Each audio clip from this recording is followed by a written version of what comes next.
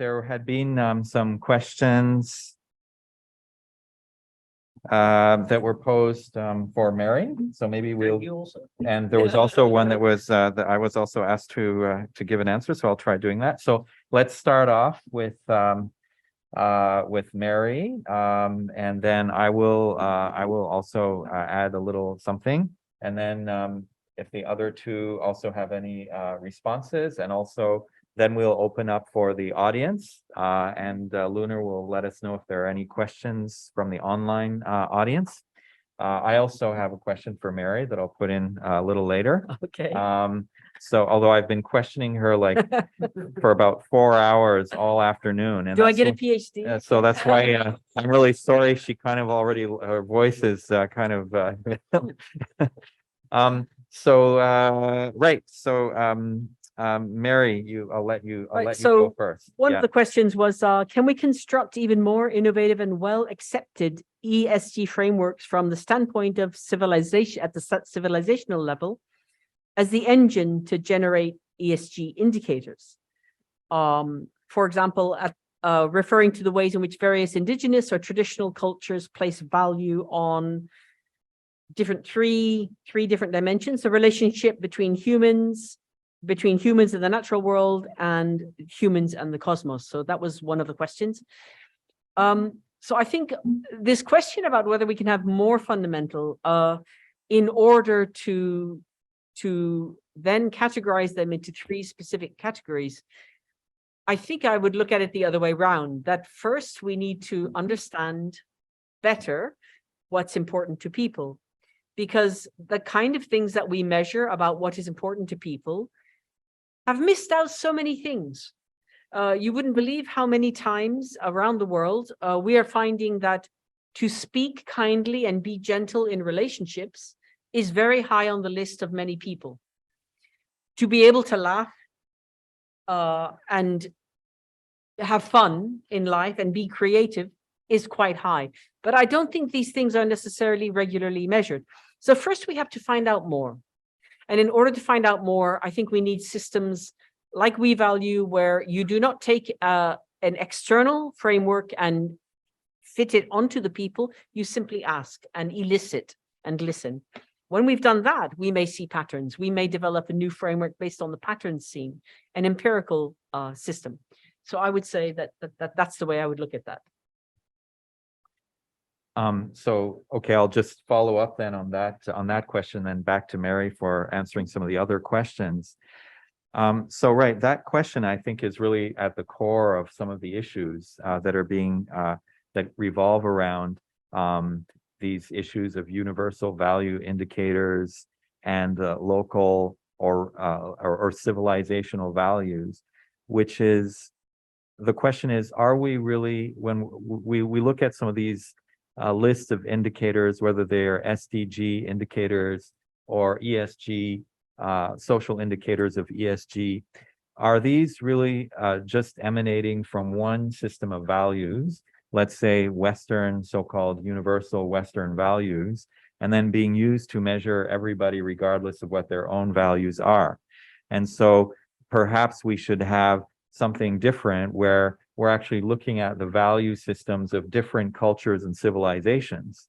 And so the S might be different in China, it might be different in India, in Ghana or Nepal or different places. So, or among an indigenous community, you know, even within a country, a certain indigenous community, the S might be different from the majority ethnic group that dominates that country. So there's so many different value systems among different cultures and civilizations. And so I think that's an important issue to bring to the table. But then the question is the method of doing that. And one way of doing that is and that's what's often done. And as an anthropologist, I participate in these kinds of things where you could have inter-civilizational dialogues or scholars who are presenting a kind of synthesis of the value system of a certain culture to the world, so to speak. But often that kind of synthesis, that kind of summary is a scholarly production, which is kind of put together by scholars at a relatively abstract level, and actually does not necessarily go down to the truly hyper-local, so to speak. And so in anthropology, the tendency has really been to look at a very granular level of locality. So among the case that Mary presented of the inhabitants around a lake in Nigeria, well, so there were groups of unmarried men and groups of married men, and then groups of women and married women and unmarried women. So even among that particular ethnic group, these 4 different groups may or may not, we don't know, have different values, right? And so you have to go and see. You can't just assume that there's one, and that's just that one group around that lake. But what if we go up to the mountains, on the other side of the lake, where people are, where people are herding sheep at the top of the hills? So how is it possible to avoid, to have a dynamic methodology that generates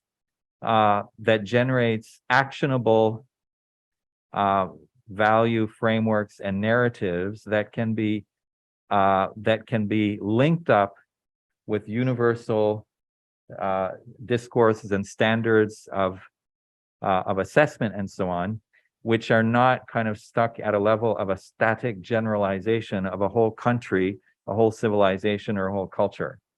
And so that's kind of an issue where it becomes problematic if we're using vast generalizations about whole civilizations or cultures. And so that's where I think here the question is, right, how to bring this down to a hyper-local dimension, where it would be the most challenging, and yet also what we see in the We Values work is that actually it seems that it's possible to make those links between the local and the universal. So Mary, did you have any other comments on some of the other? I couldn't actually fully hear the other question, so perhaps we could pass it on to you, or you can read out the question. Anthony, maybe is. I think thanks, Professor David. I think one of the things that I'm seeing as of for the observation on the practitioner side, we are actually seeing a lot of issues with regards to some of these data and metrics, and in particular, just give it an example, in particular to DE&I, diversity, equity and inclusion. Why am I saying that? These days, whether it's investors or corporates, they have over-reliance or tendency of oversimplifying, KPIs or indicators. So, for example, the way of measuring a diversity, people will look at percentage of like gender diversity on board. Okay, which is the metrics basically, for example, the Hong Kong Exchange has been promoting. It's very important, but it seems like that's only represent a very small part of diversity. Equity or equality, a lot of people are a lot of firms are looking at a potentially better way to address, LGBT plus, for example. But again, for corporates in Asia, that's also the incorporations of the local considerations, values, and factors are also in play. Inclusion, there's almost an absence of indicators being used. So I think from investors' point of view, it is true that we actually find some of the metrics and data pretty far from ideal, and a lot of works are needed from there. Do we have any audience? Over here in the back. Yeah. You could identify yourself before the question. Oh, well.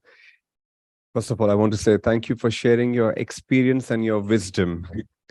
My name is Rakesh. I'm with TÜV Rheinland. We are a third-party independent assessment organization. Professor Mary, if I may, what you shared was fascinating. Real world example, and you spoke about people and emotions and values. If we were to look at the perspective of the urgency that everybody talks of and the need to scale that everybody talks of, I'm curious, the practice that you spoke of, going inside the country on the ground level, working with the communities, what are your thoughts about the following approach? For non-autocratic and non-dictatorial regimes, what if somebody were to do a search of the election manifestos of the politicians and the manifestos of the NGOs operating in those regions and states? Would that give us an idea of what are the values and what the people actually want to scale faster? Would that something like that work? I'm not a political person, but I've been spending a lot of time in the United Kingdom recently, and I just have to say that, and you'll probably laugh. We had like 3 prime ministers in the last few months. It really doesn't matter what their values are. It really doesn't matter what the values of the manifesto are. It's got nothing to do with whether they're going to cause us a 3 billion, 4 billion loss in GDP in 45 days. So I think my answer would be, I wouldn't touch that data. Sorry, but that's from the point of view of a person who's politically very naive. But absolutely not. When I sit with a group of people and I take them through the We Value process, I leave and they say, that on the table is us, that represents us. And you come back 3 months later and they say, that's still us. Okay, there's some small variations, but they really feel it's authentic and representative of them. So that I would trust. I wouldn't even look at a manifesto. Thank you. And would you utilize the SDG localization approach that has been rolled out, for example, in India and Bangladesh already, where they looked at this and then they told the state governments, you own this. The success of what we achieve is on to you. Here are the funds. Localize it to your context. I don't know the full details, and I think the devil is in the detail. I think it's absolutely, there's absolutely a lot of strength in localizing governance, but then the people involved need to be taking full responsibility. They need to understand the concept of high quality consultation with their residents, and the residents need to have time. I mean, if they're working, 60-hour weeks, how are they going to have time to be involved in governance and giving feedback? So the whole system needs to be redesigned for localism to include input, responsibility and time for local residents. So in principle, yes, it needs repackaging. Yes.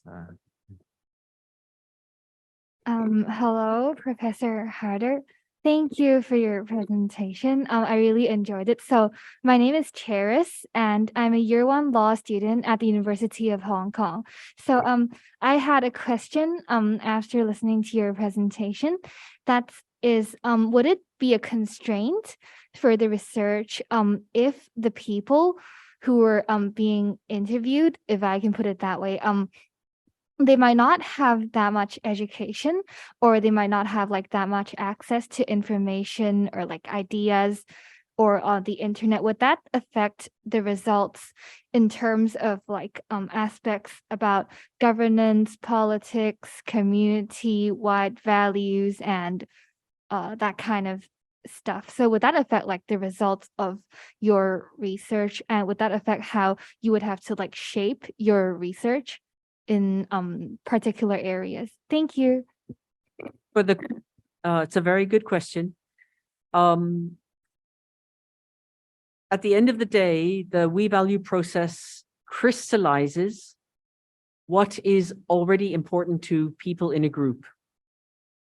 So I think any person, educated or not, can tell you what's important to them to be, for example, a mother in East Lombok, a father in Hyderabad.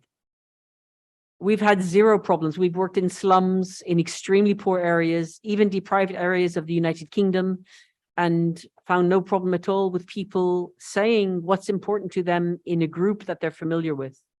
Not a problem at all. The interpretation of that, to make decisions, to say we now have these statements that you're very clear about, and I'm going to use them as a new local framework for decision-making about the ESG score on a project, that requires somebody who understands that local people and also the project. That requires education to make decisions from it. So time is running out, and I'll just I'll end it with one question. So my question is, when we look at these different value systems, and I was thinking about that when I saw the local indicators, for example, education on reading the Quran, for example, or different local values.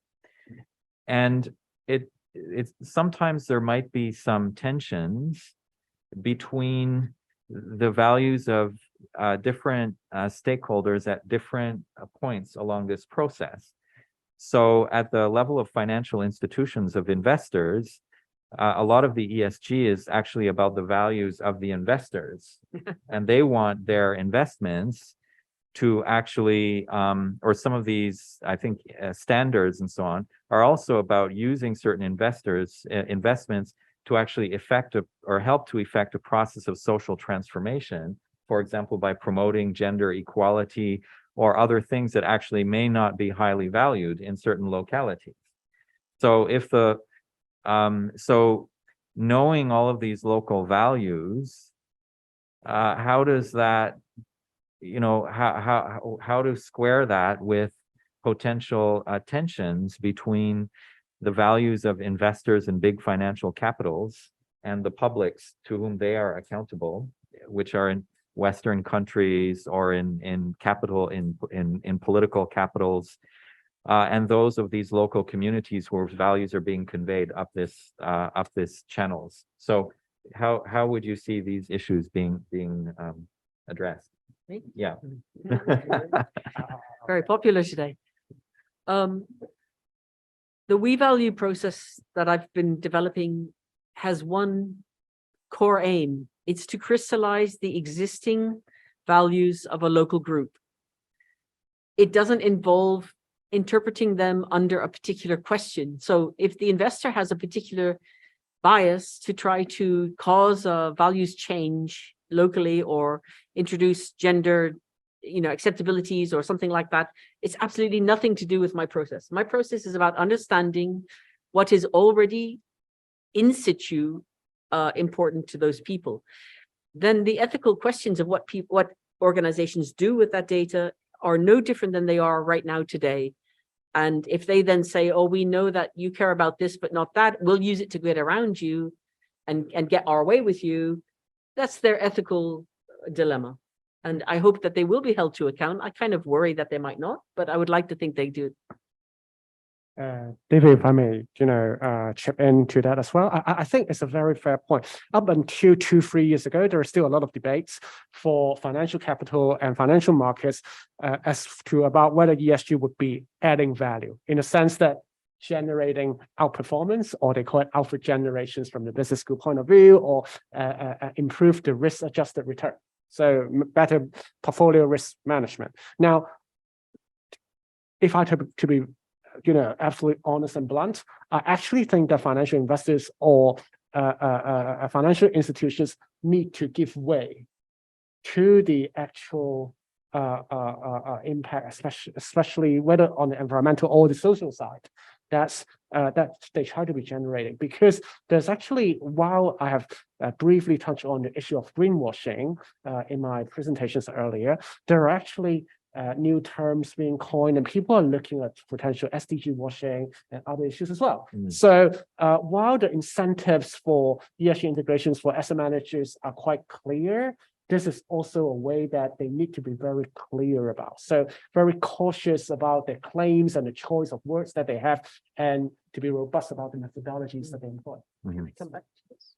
Go ahead. I'd like to come back to this because it's very interesting. I think the earlier question was from the lady in UNOPS was if we look at all the indigenous groups and all, more widely, is there a way to build up something new and different? And what I find really exciting about ESG that is different through CSR or any of the social returns on investment, any of them, is that especially China's approach to ESG is that it's not just about corporate benefit. It's about understanding where social impact comes from and its relationship to business, but also to the state. Now, this is a fantastic opportunity for the whole world to come to a better balance about social impact, because we've been dominated for so long on Western values that being rich and GDP are absolutely measures for everything in the world. It's like they are not. And local communities can be made clear. They can be helped to be articulate through something like We Value what is important to them.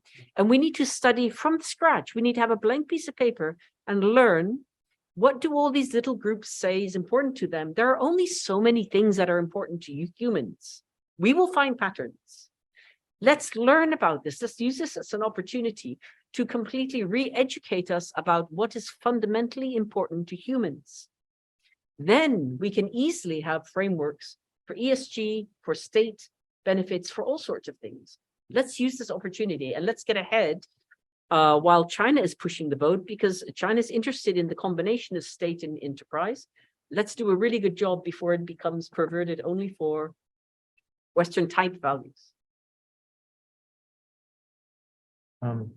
Okay, well, thank you very much. We've run out of time, and so I think our discussion shows some more profound issues that are raised by really opening up the question of the methodological implications of all of these different explorations and discussions and debates about ESG. So what we can see is both the potential, the possibility of bringing these important debates on ESG into connection with local worlds and local values at the same time that it raises many questions about how that can be handled and what are the effects of that. And so I hope that this discussion today will really stimulate further opportunities for further conversations, discussions, and collaborations. And I'd like to finish to thank our speakers and also all of those who have helped with the organization, and in particular, the team of Lunar and Emily from the ASIAR Research Cluster of the Institute for the Humanities and Social Sciences at the University of Hong Kong, as well as the staff of the Faculty of Social Sciences and the Methods Hub of the Faculty of Social Sciences at HKU, and our supporting institutions, including the Hong Kong Financial Services Institute, the Hong Kong Green Finance Association, the LL.M in Arbitration and Dispute Resolution of the Faculty of Law here at HKU, the Center of Global Asia at NYU Shanghai, Friends of the Earth Hong Kong, the Hong Kong Independent Non-Executive Director Association, and CPA Australia, a list of collaborating institutions which already demonstrates the interdisciplinarity of the issue that we're talking about today, and also the generosity of support and of interest in pursuing this in these different fields. And so I'd really like to thank all of those who have helped us to promote and to organize the event today. Thank you so much, and thanks to all of our audiences.